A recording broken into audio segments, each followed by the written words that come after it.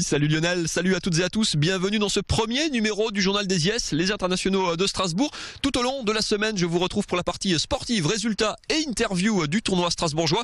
Mais actualité, vous l'avez déjà vu, très liquide aujourd'hui puisqu'il a plu, beaucoup plu sur le site ici du Wacken, au point que en fin d'après-midi, pas une seule balle n'avait été échangée. Pour ce qui est du tableau final, on avait quand même pu commencer en toute fin de matinée vers 11h, l'horaire prévu d'ailleurs, les derniers matchs du tournoi de qualification, c'est-à-dire les 4 derniers matchs qui donnent accès à 4 joueuses pour le tableau final pour rencontrer les meilleures joueuses du tournoi. On a pu jouer, allez, une grosse heure, presque 1h30 avant que la pluie ne fasse son apparition ici sur le site du Wacken, obligeant les arbitres à interrompre les matchs, les organisateurs à bâcher les cours. Il a plu quasiment en continu jusqu'à la fin de l'après-midi, au point que les organisateurs du tournoi et la fédération internationale ont pris la décision exceptionnelle, ce n'était arrivé qu'une fois dans l'histoire du tournoi, de terminer les matchs qui avaient été commencés le matin en intérieur, puisqu'il y a également des cours couverts au Wacken qui servent d'habitude plutôt à l'échauffement, à l'entraînement des joueuses. On a fini les matchs de qualification. Il y avait d'ailleurs quelques clientes connues, l'italienne Flavia Pennetta notamment, une ancienne top 10 mondiale, et puis surtout une des joueuses qui a gagné du coup son billet elle a pu terminer en intérieur ce qu'elle avait commencé en extérieur ce matin. C'est la polonaise Marta Domachowska que vous voyez ici à l'image. Elle a remporté sa finale de qualification lors d'un match en 3-7. Marta Domachowska, finaliste ici à Strasbourg, c'était en 2005. Après une saison complètement blanche, elle est de retour très loin dans le classement mondial. Elle est 300e seulement actuellement, mais elle intègre donc le tableau final et devrait donc démarrer si tout va bien demain mardi. Malheureusement, la météo n'est évidemment pas très optimiste pour l'instant. Voilà donc pour les seules images de tennis de la journée ici au Wacken pour cette première journée donc des internationaux de Strasbourg. Allez, je vous propose de faire comme tout le monde, d'aller nous mettre au sec, à l'abri, en compagnie d'une des 6 joueuses françaises qui est sur la ligne de départ de ce tournoi, c'est Mathilde Johansson.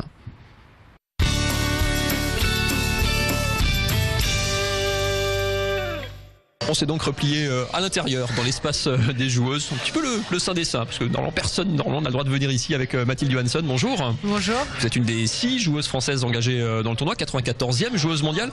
Alors vous, ça va un petit peu mieux parce que votre entrée dans le tournoi n'était prévue que demain, mardi. Quand il y a de la pluie comme ça sur un tournoi, c'est quand même très perturbé. Ça donne un petit peu une drôle d'ambiance quand même. Ouais, c'est un peu bizarre parce que tout le monde est regroupé au même endroit. D'habitude, on est un petit peu éparpillés, chacun évolue à son rythme. Et là, on est tous en train d'attendre que la pluie s'arrête. Mais comme vous disiez, moi c'est un peu plus simple pour moi aujourd'hui parce que de toute façon je ne joue pas, donc j'ai fait ce que j'avais à faire et je vais bientôt pouvoir partir. Faire ce qu'on avait à faire, c'est-à-dire dans un tournoi comme ça veut dire venir tâter un petit peu les cours, se chauffer pour faire un petit entraînement, voilà, histoire de prendre ce matin j'ai pu jouer dehors, bon il pleuvait un petit peu mais pas trop, et là cet après-midi j'ai tapé à l'intérieur 1 heure pour sentir un peu la balle.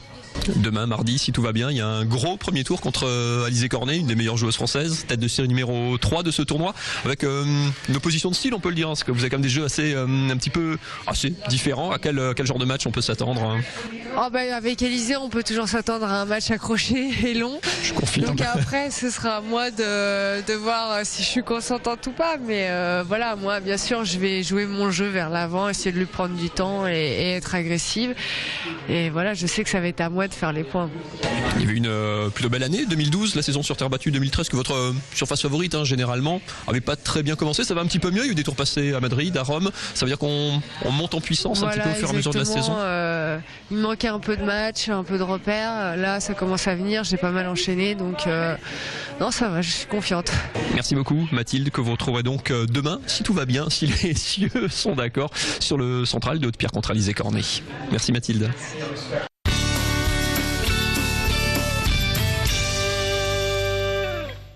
Voilà donc ce qu'on pouvait dire de cette première journée des internationaux de Strasbourg, avec, c'est vrai, pas beaucoup d'images de tennis à vous montrer. On espère se rattraper demain, on espère surtout qu'on pourra enlever, débâcher ce court central et voir enfin les joueuses en action. Malheureusement, vous le savez, les prévisions météo ne sont pas très optimistes, c'est le moins qu'on puisse dire pour la journée de mardi.